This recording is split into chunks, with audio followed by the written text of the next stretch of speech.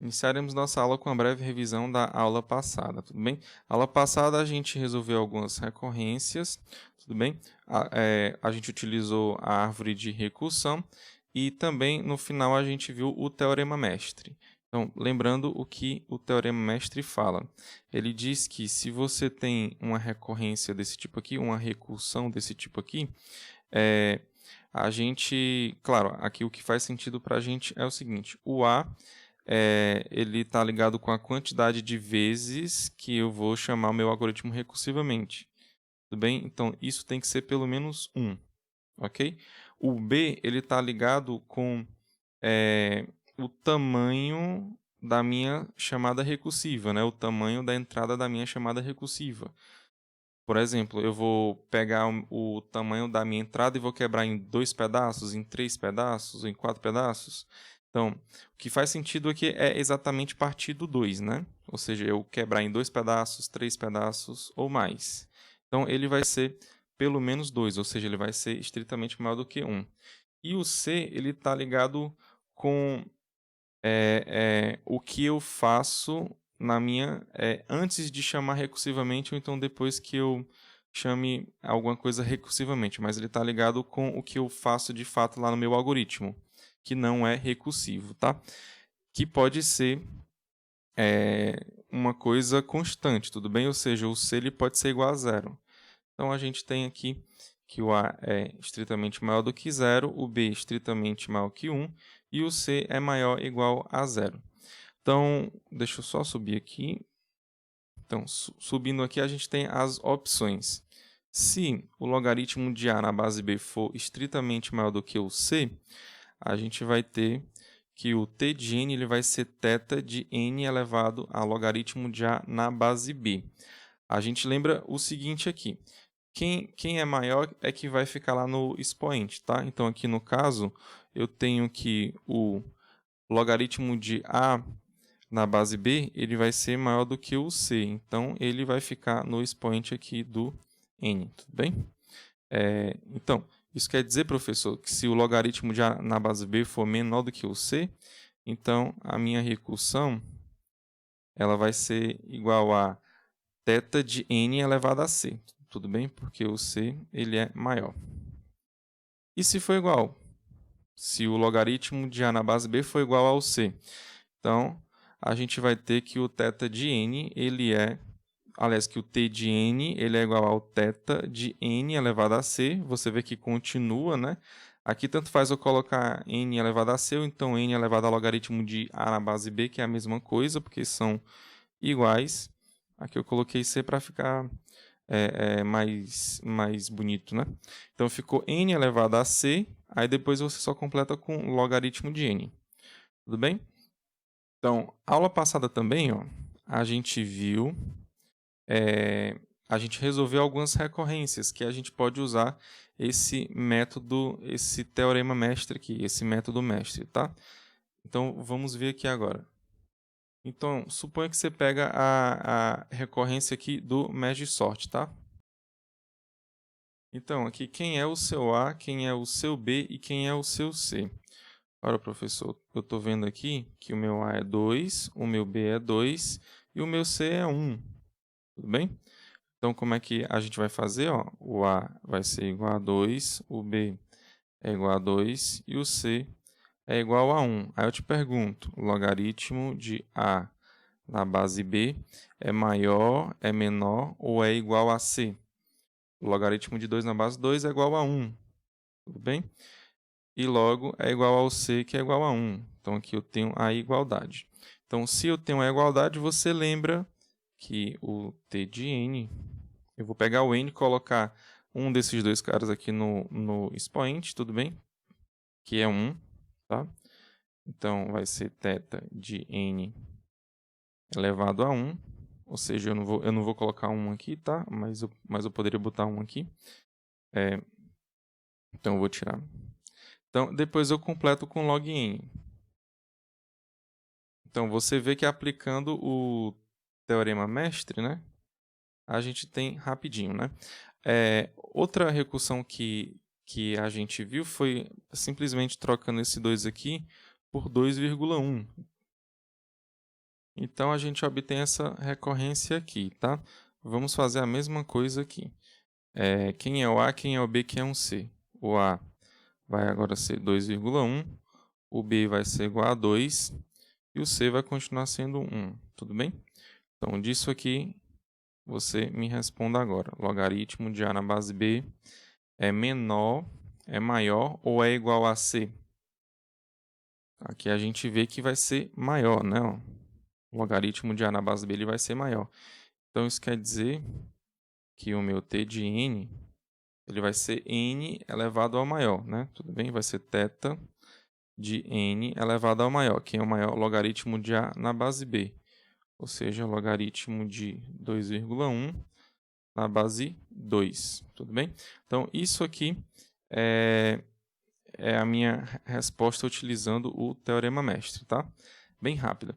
Aí, outra modificação que a gente fez foi esse 2,1 aqui para ser 1,9. Tudo bem? Então, a gente vai ter essa recursão aqui. Essa recorrência.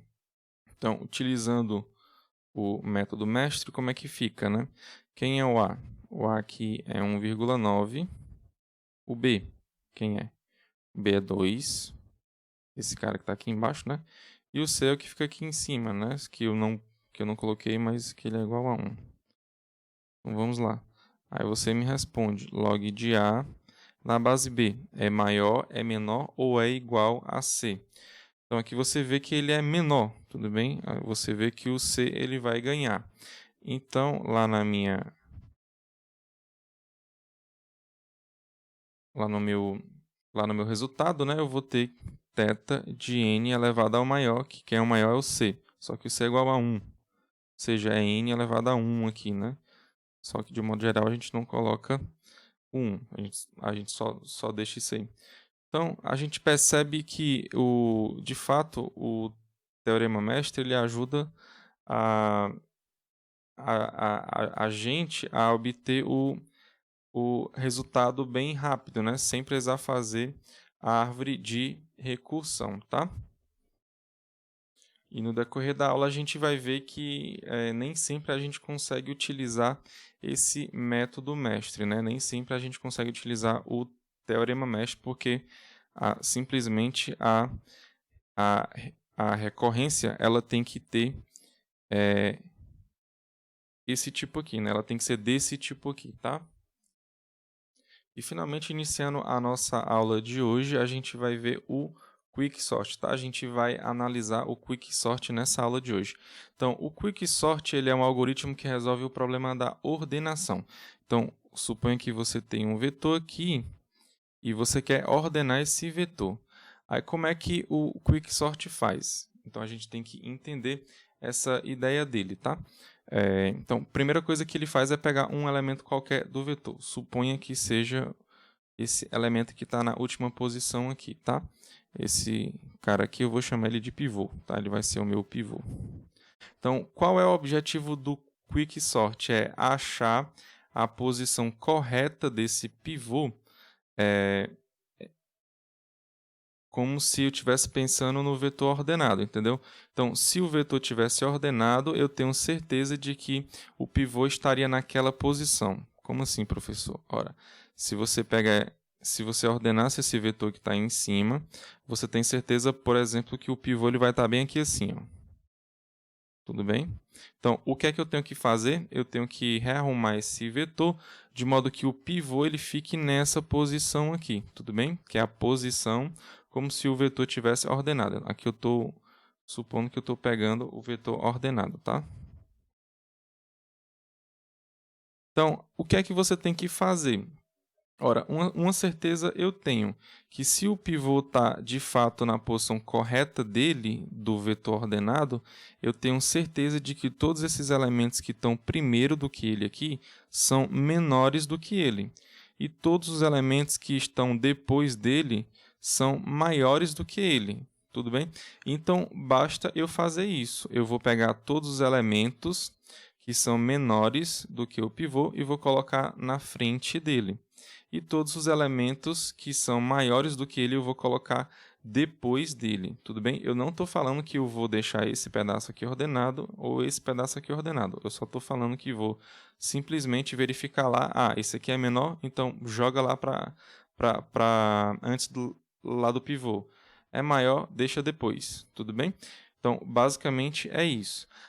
Depois que a gente fizer isso, ou seja, depois que a gente pegar o pivô e colocar ele na posição certa dele, eu vou querer ordenar esse lado aqui do vetor e esse lado aqui do vetor.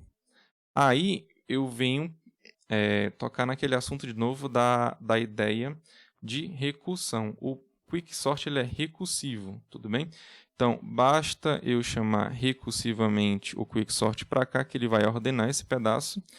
E vou pegar esse pedaço aqui e vou chamar recursivamente para cá. Então, ele vai ordenar aqui e vai ordenar aqui.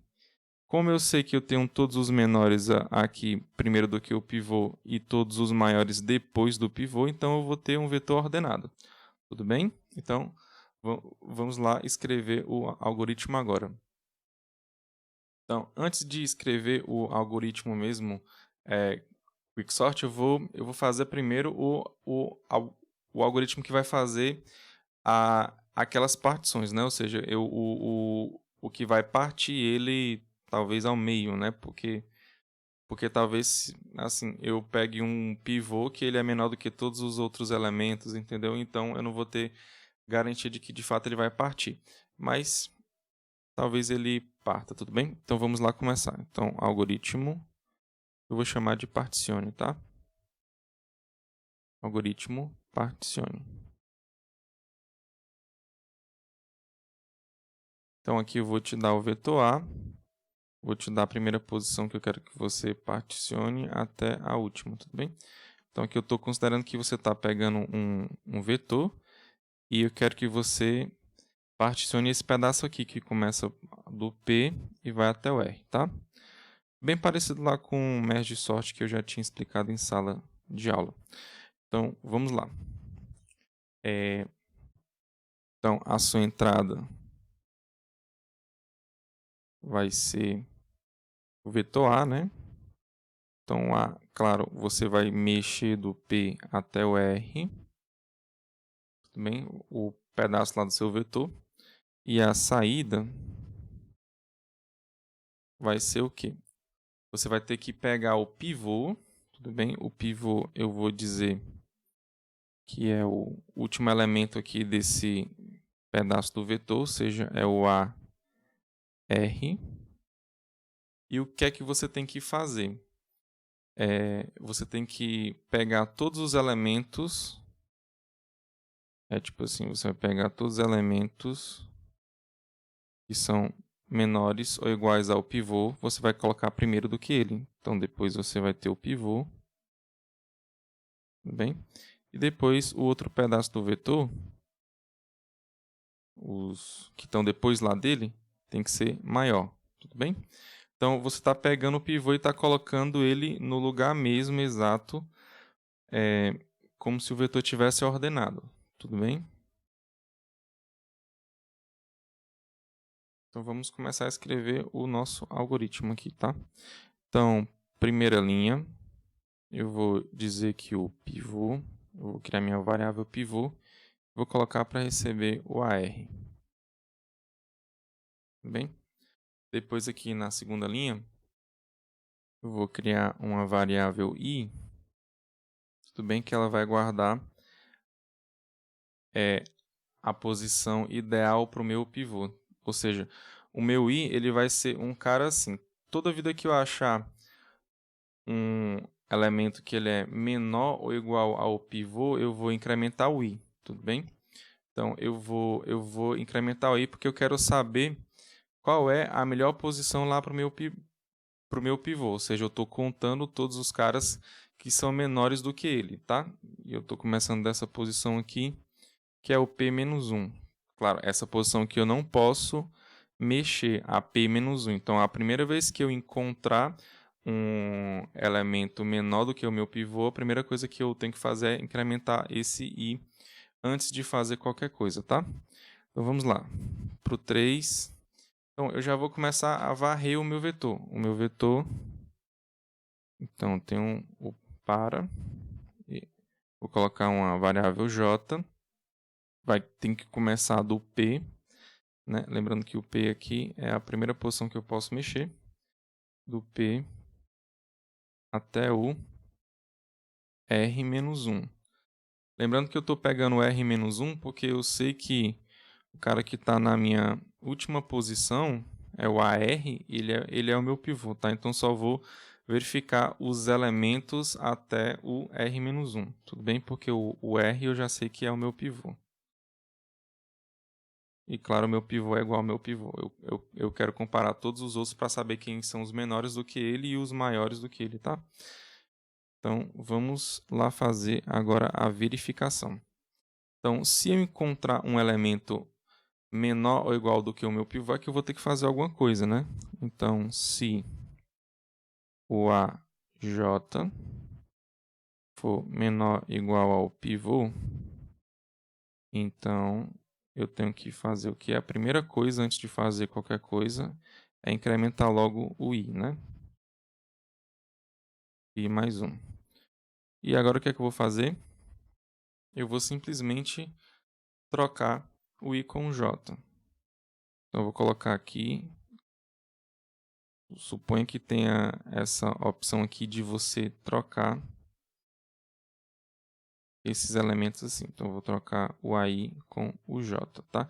Esse trocar aqui, a gente tem que entender que são aquelas linhas básicas lá, né? O auxiliar recebe o AI, aí o AI recebe o AJ e depois o AJ recebe o auxiliar. Então, estou resumindo essas linhas nesse trocar aqui, tudo bem? Então, estou trocando os elementos de lugar.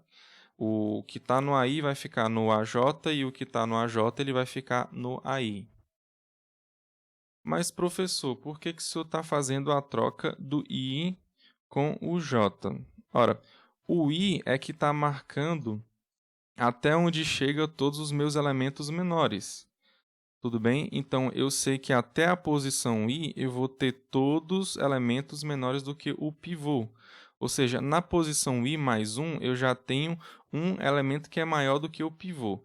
Aí, por que eu estou trocando com o cara que está na posição J? Ora, o cara que está na posição J, aqui eu estou verificando que ele é menor do que o meu pivô. Tudo bem? Antes de fazer qualquer coisa, eu faço o incremento do I. Quando eu faço o incremento do I, eu estou indo para uma posição nova, que é desse I aqui. Lembrando que até o I aqui nesse momento, eu sei que eu tenho todos os menores. E na posição I mais 1, eu tenho um cara que é maior. Tudo bem? Então, quando eu faço o incremento desse novo I, ou seja, ele vai para a posição I mais 1, esse I eu tenho certeza que é de um cara que é maior do que o meu pivô. Tudo bem? Mas ele é o primeiro maior que aparece. Então, o que é que eu estou fazendo aqui embaixo? Né? Eu estou trocando esse primeiro maior que vai aparecer, porque eu sei que todos os anteriores são menores do que ele, e estou pegando um cara que é menor do que o pivô e estou colocando nessa posição. Tudo bem? Então, agora até o I eu vou ter, claro, com o I incrementado, né? Então, com o I incrementado, agora eu vou ter todos os menores ainda. Tudo bem? Então, o objetivo do I é sempre marcar até onde chega os menores do que o pivô, tá? Os menores ou iguais ao pivô. Então, vamos lá continuar, tá? Então, aqui eu finalizo o meu if, finalizo o meu para também. E na linha 7, o que é que eu preciso fazer? Eu simplesmente vou trocar, né? Trocar o meu pivô com o cara que está na posição I mais U. Lembrando que o I ele vai marcar até o onde está o último elemento menor, tá? Então, o cara que está na posição I mais 1 é o cara que é maior do que o pivô. Aí, o que é que eu tenho que fazer? Eu tenho que trocar esse cara que está na posição maior do que o pivô, ou seja, o AI mais 1, e vou trocar com o AR, tá? Tudo bem? Então, e na linha 8, eu vou retornar quem? Retorne o I mais 1. Ou seja, retorne à posição do pivô, tá? O pivô é o AR, eu troquei com o AI mais 1. Então, a posição dele é o I mais 1. Então, aqui eu estou retornando a posição do meu pivô. Então, só para ficar mais claro aqui o funcionamento desse algoritmo, a gente vai dar um exemplo aqui, tá? Então, suponha que você tem esse pedaço aqui do vetor, tá? Esse pedaço aqui você vai se importar só com 9, 8, 7, 6, 4, 3, 2, 1 e o 5. Tudo bem? Então, suponha o seguinte, que, claro, o 9 é o que está na posição P, que estou falando, e o 5 é o que está na posição R, tudo bem? Então, aqui o pivô da gente vai ser quem? Vai ser o 5, tá? Então, esse cara aqui é o pivô. Então, como é que é o funcionamento do particione? Então, ele vai colocar o I na posição P-1, tudo bem? Então, vou considerar que o I está na posição P-1, ou seja, nessa posição aqui. Aí, o que é que ele vai fazer? Ele vai pegar o J para ficar varrendo do P até o R, tudo bem? Então, vamos dizer que o J ele vai do P até o R. Então, o J está aqui, ó. Então, agora o J ele vai só ficar incrementando enquanto ele encontrar o maior, tudo bem? Então, ele vai estar na posição P, vai para a posição P mais 1, vai para a próxima posição, vai incrementar mais uma vez, e finalmente agora ele vai fazer alguma coisa, tudo bem? Além de incrementar, claro. Então ele encontrou aqui um elemento que é menor do que o pivô, menor ou igual ao pivô, porque o 4 é menor do que o 5. Tudo bem?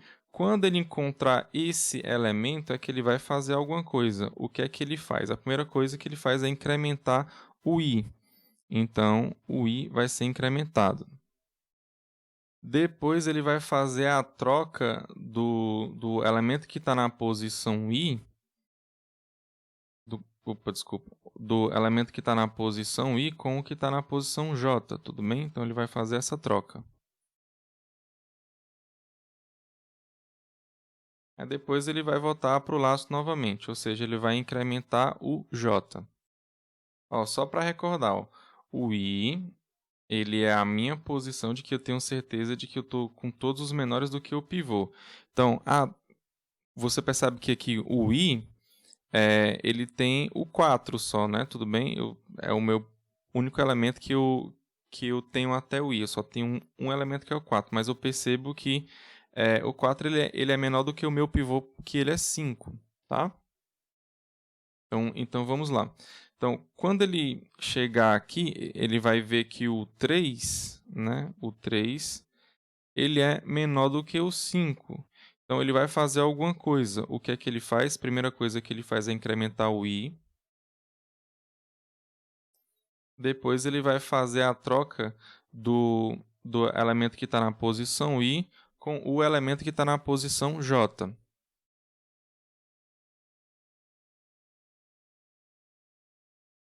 Depois de fazer a troca, ele vai incrementar lá no for j, né? Ele vai para o próximo.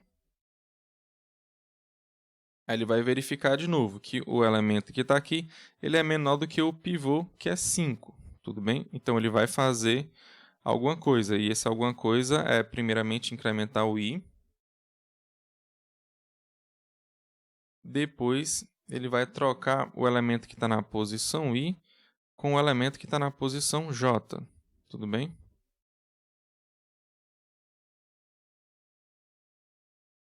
Ok, só para enfatizar mais um pouco, é o seguinte. Todos os elementos até o i, se você perceber aqui, ó, que foram mexidos, eles são menores do que o meu pivô. Você tem o 4, o 3 e o 2, que são menores do que o meu pivô. Então, o i ele é a marcação do último elemento que eu tenho lá no meu vetor, que é menor do que o meu pivô. Tudo bem? Então, voltando lá, ele vai continuar lá no for incrementando, tá? Ou seja, ele vai incrementar o j. Então, aqui ele vai perceber novamente que o que está na posição j ele é menor do que o meu pivô. aí ele vai fazer alguma coisa. Então, a primeira coisa que ele faz é incrementar o i. Tudo bem? Incrementou o i, aí ele foi para um elemento que é maior do que o pivô, né? Porque o i anterior é o que estava marcando o último elemento maior que tinha. Então, ele vai fazer a troca agora, né? Do que está na posição i com o que está na posição j.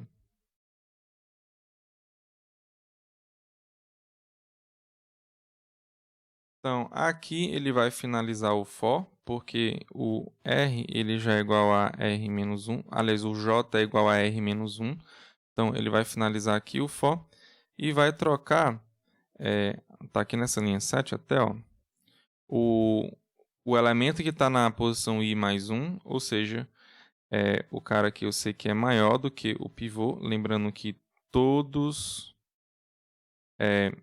que estão aqui até o i, eu sei que eles são menores ou iguais ao meu pivô. Logo, eu sei que o próximo aqui, que é o que está na posição i mais 1, que é o 9 aqui no caso, eu sei que ele é maior do que o meu pivô, tá? Então, eu vou fazer simplesmente a troca do que está na posição i mais 1 com o que está na posição r, que é o meu pivô, tá?